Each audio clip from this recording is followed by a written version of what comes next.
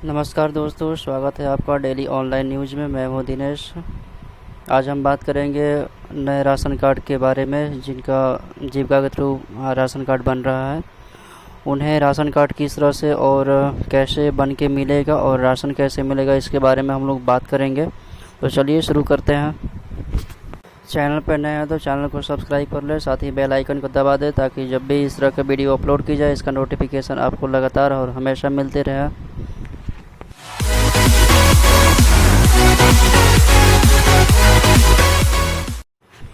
14 लाख को अनाज मिलने का रास्ता साफ। जी हाँ दोस्तों, अब बिहार राज्य के अंतर्गत आने वाले मजदूरों को और वैसे लाभार्थी को जिनका अनाज का लाभ मिलना चाहिए, उनको भी 14 लाख लोगों को नई सूची में डाला गया है। इसमें जो है 14 लाख लोगों को राशन दिया जाएगा।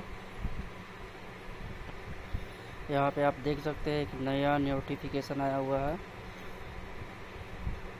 हिंदुस्तान न्यूज़ पे। यहाँ पे जो हमारे केंद्रीय खाद्य एवं उपभोक्ता संरक्षण मंत्री रामविलास पासवान है, उनके तरफ से, और जो बिहार के खाद्यान्न मंत्री है मदन साहनी, उनकी तरफ से भी एक नया नोटिफिकेशन जारी किया गया है।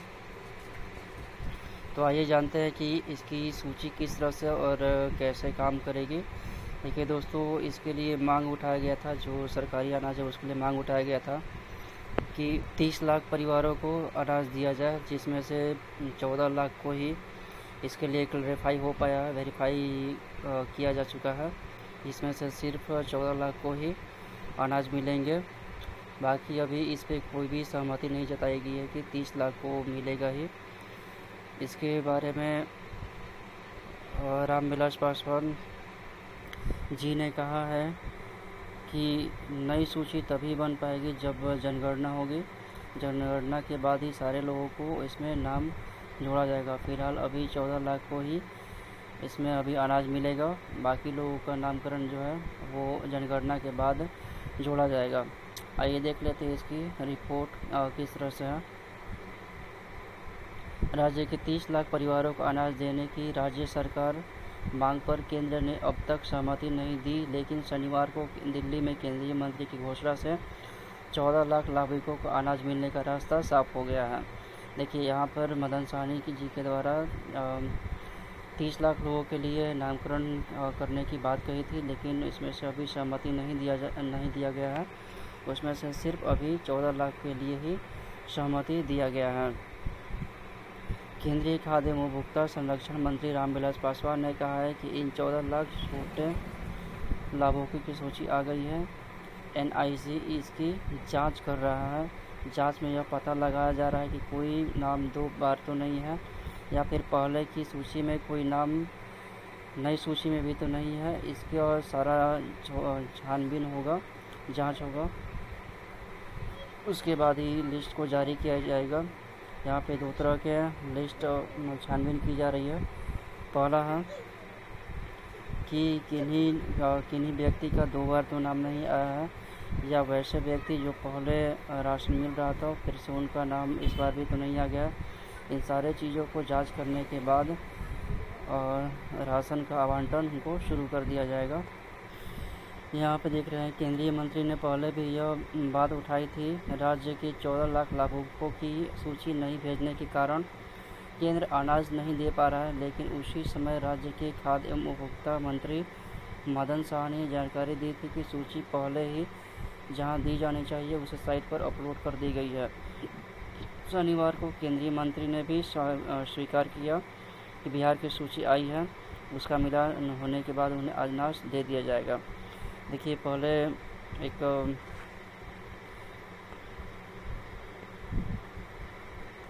एक बहस चल रही थी कि इसमें बिहार के द्वारा अभी तक कोई भी सूची या लिस्ट जारी नहीं किया गया, लेकिन उधर से मदन साहनी का जवाब आया कि पहले ही इसका सूची दिया जा चुका है और इसको मिलान करने के बाद केंद्र सरकार ने अनाज देने की बात कही है।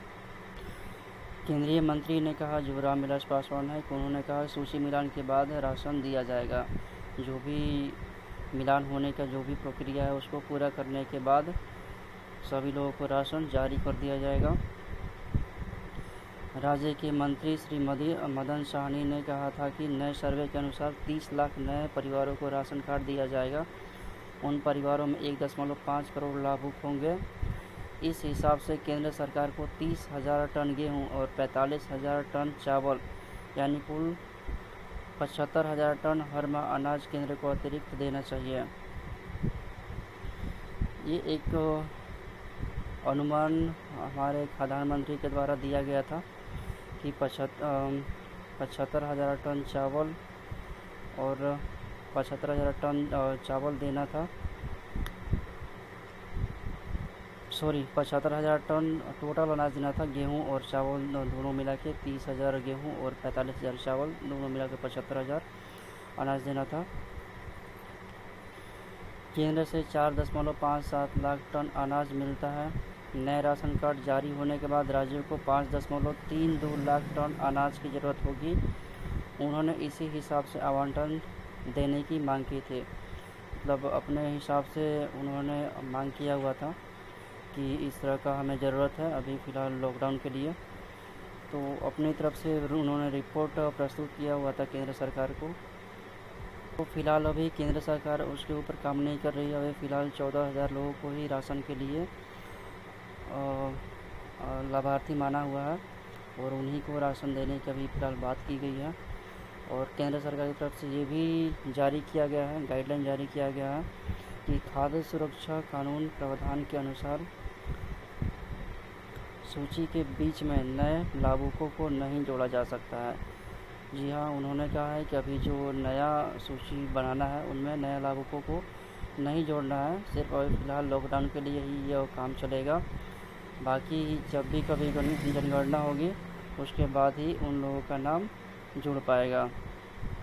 तो ये इस तरह का गाइडलाइंस केंद्र सरकार और राज्य सरकार के बीच में थी, जो अभी फ़िलहाल 14 लाख पर ही सीमित है।